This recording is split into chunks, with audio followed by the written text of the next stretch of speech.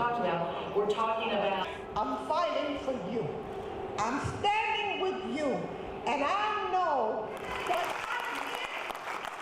every day I'm dealing with little boys. Immigration is so deep in this gentleman's psychic that we're gonna have a hard time with the dreamers. We're gonna have a hard time with our diversity visas. We're gonna have a hard time, and it appears as if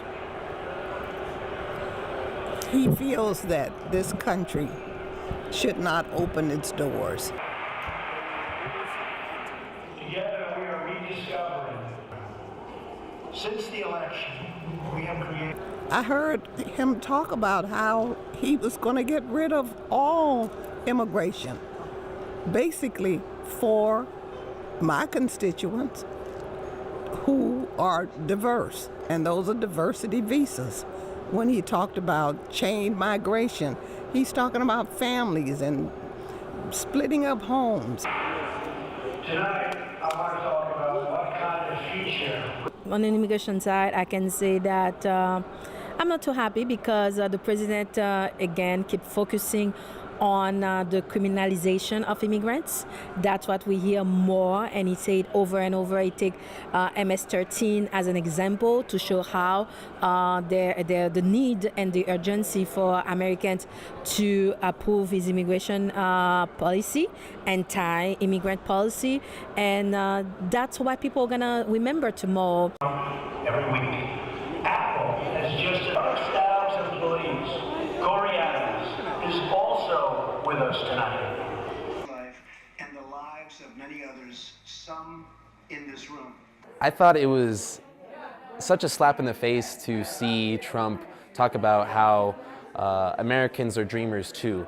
And that also deeply worried me because it made me think that Trump is now starting to pit the dreamers, DACA beneficiaries, against the American public themselves. A path to citizenship for 1.8 million illegal immigrants. 1.8 million dreamers get citizenship maybe, but at the cost of millions and millions of more families who might be able to try and make a living for themselves here. He's also talking about he's going to end chain migration. Chain migration is a very racist rhetoric aimed at families just trying to make a better life for themselves. Recognizing that the state of our union is strong. Melania.